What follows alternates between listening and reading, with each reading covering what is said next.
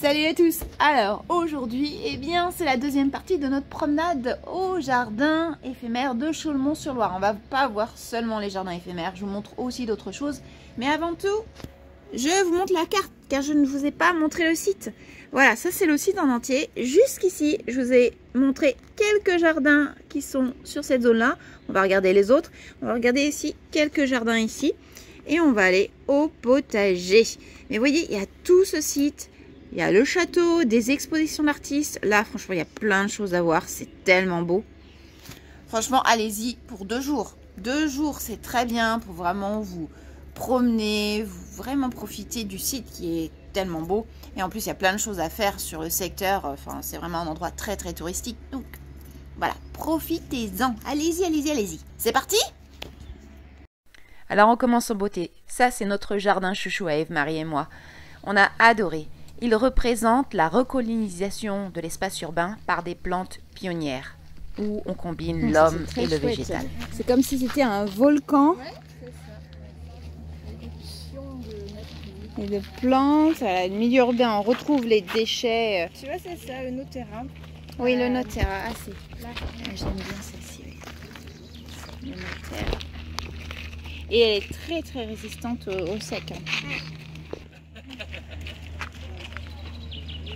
Superbe.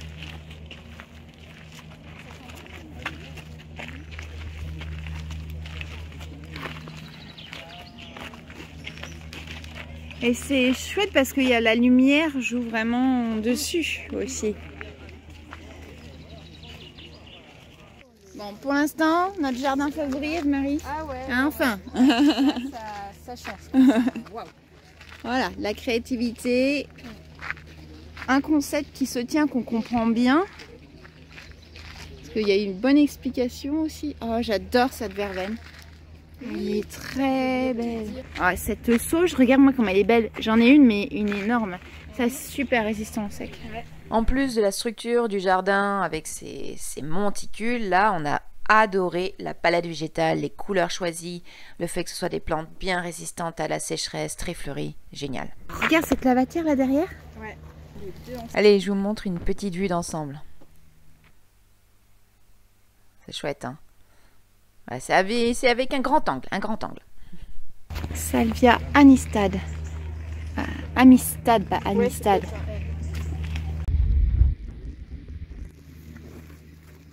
Ouais, là, il n'y a pas le nom. Non, je vois pas. Armeria Maritima. Ah, trop bien, on a aimé ce genre. Trop bien. Coup de cœur. Premier coup de cœur. Pas le dernier. Hein. Un autre jardin très intéressant et très joli qui s'articule autour de la graine. De la graine par l'ADN. La graine s'ouvre et se déploie grâce à l'eau, au soleil et à l'air. Et voilà l'ADN exprimé par ces structures notamment.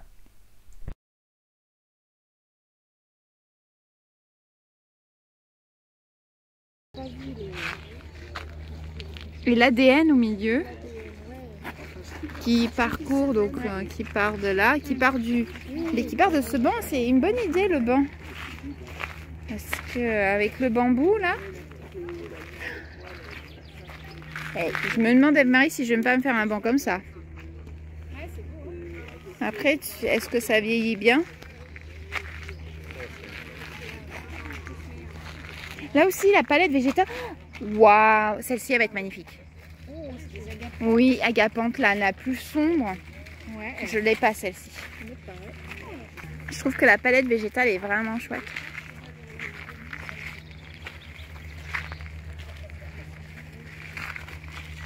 Et regarde, même ces artichauts, ils sont un peu rouges, ils sont trop beaux. Ouais.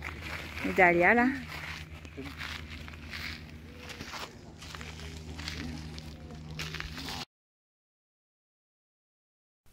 Dans ce jardin, on parle de la régénérescence végétale à partir de la décomposition animale. Voilà, plein de petites choses très intéressantes dans ce jardin. C'est beau ça, hein? Ça a l'air tout doux. C'est très doux. Oh, bah les escargots, ils en raffolent. Oui. Alors, on est sur un jardin sec, très rocailleux. Vous voyez, avec des plantes qui vont vraiment supporter le très chaud. Et au fond, tu vois, on distingue, alors là on passe à côté d'un rustifina qui s'adapte bien à ce type de milieu, la carcasse. Est-ce que vous reconnaissez l'animal?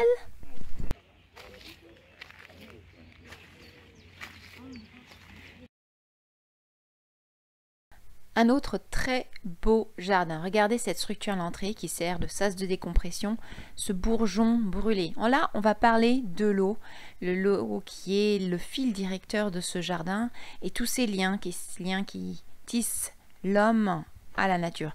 C'est un jardin où il y a beaucoup de symbolique, beaucoup de choses à expliquer, de très beaux détails comme ce genre de pavage là au sol. Oui, Il est vraiment à voir, il faut vraiment le découvrir. Et là, il va en plus se garnir. Si vous y allez dans les prochaines semaines, il va être encore plus beau. Regardez ce point de vue, je trouve ça formidable. Un bon endroit pour se faire prendre en photo. Alors dans ce jardin, on marche sur une allée en verre, voilà, tout est blanc. Et on arrive sur un théâtre, une scène, un sanctuaire végétal. Et les conifères sont des acteurs figés. Bon, heureusement, il y a de quoi se mettre à l'ombre pour méditer. Regardez. Bon, les petites pauses méditatives en observant ces magnifiques conifères. Ah, ça ressemble à une poule, c'est très léger. Ah, mais c'est du polystyrène.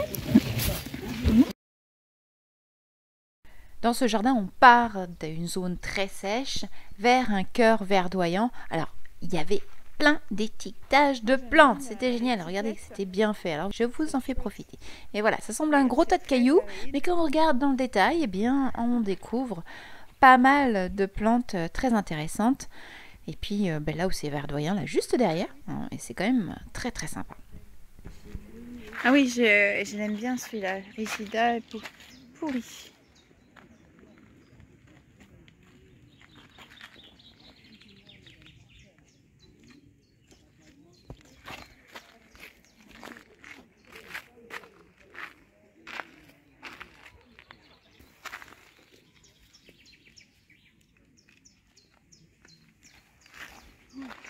Et là, ah c'est chouette. Ouais, ils ont bien joué là au niveau des arbres. Ah, j'adore ça. Tout de suite, là, l'ambiance, là, ce petit creux verdoyant. L'oasis. Le géranium est trop beau. Les bananiers. Je trouve les marches magnifiques aussi. Puis les dalles, j'aime beaucoup les dalles comme ça. C'est très simple. Bonne petite plante tapissante.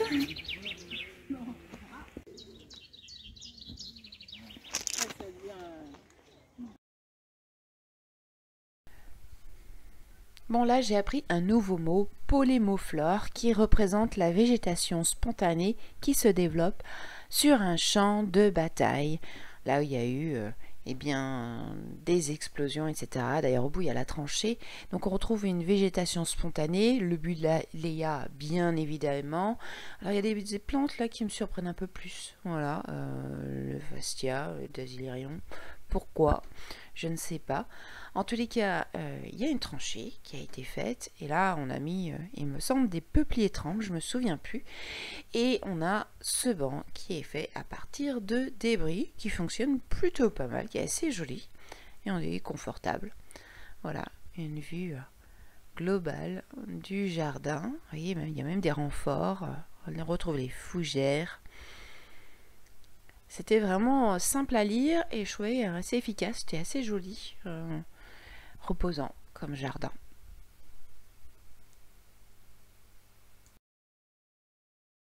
Ce jardin est inspiré par l'île de Jeju, qui est une île coréenne. C'est une équipe coréenne qui a créé ce jardin. Alors, il y a d'autres équipes de toute la planète qui participent à Chaumont-sur-Loire.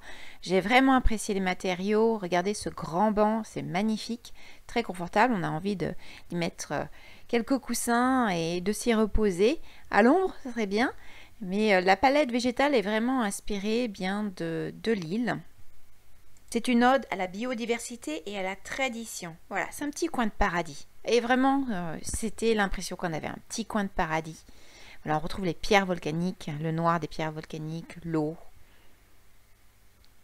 L'ambiance est plutôt pas mal, on s'y projette bien. Artus Pays pour la 2e année. Et oui, certains jardins sont permanents, donc celui-ci en fait partie.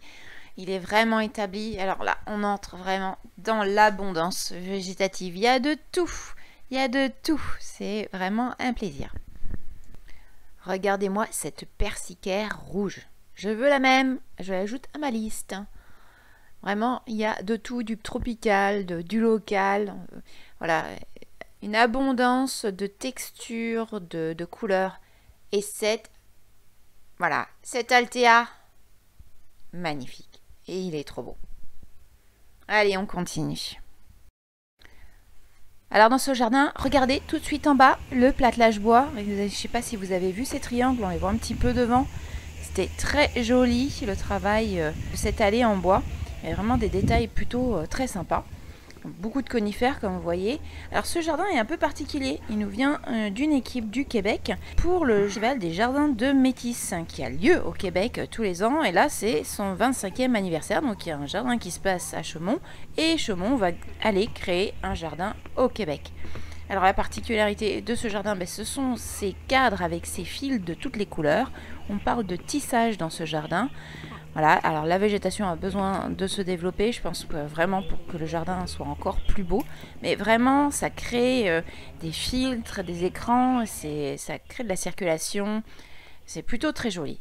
Et là, regardez la végétation, on a bien se dégradé de haut vers le bas. Végétation plutôt de milieu sec avec des arbustes, des coins vivaces. C'est plutôt réussi, on a trouvé que c'était plutôt pas mal, même si le jardin a besoin de se développer. Ah oui, les troncs. On pense que c'est les troncs de l'année dernière. Et ça, c'est les troncs des bois, les forêts mortes, c'est ça?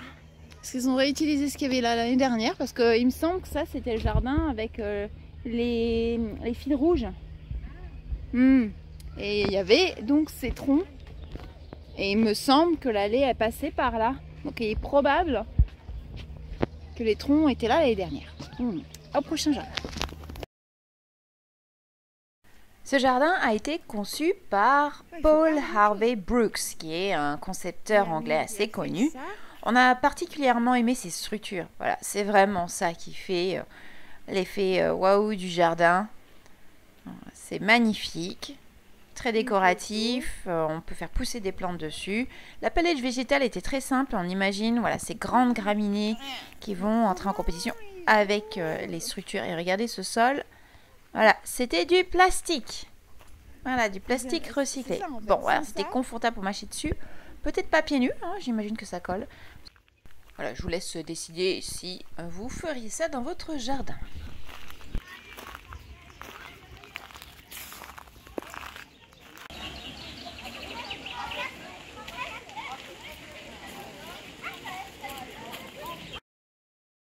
Ce jardin a été créé par le plasticien Bertrand Lassus.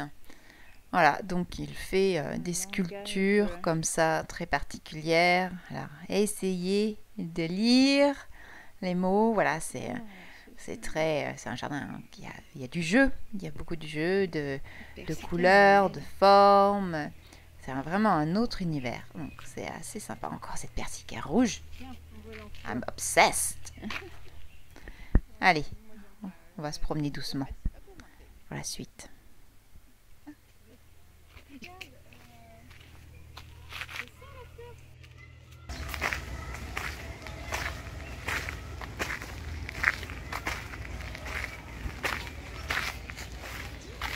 Parcelle sauvage.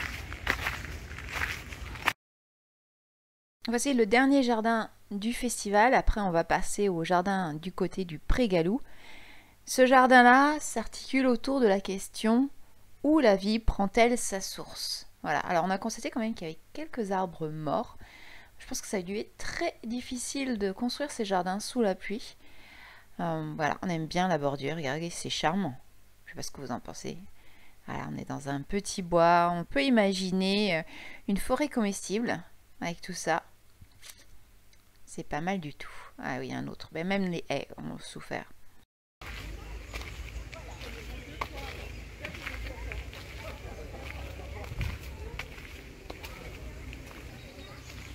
Regardez-moi ce petit détail au sol, je trouve que c'est vraiment très joli. Alors de la durabilité, bien sûr, pose question, mais voilà. Une brunera, on vient de voir une brunera. Ouais, je l'ai déjà présenté tout à l'heure. Plein de choses. Regardez ces fougères, c'est trop beau.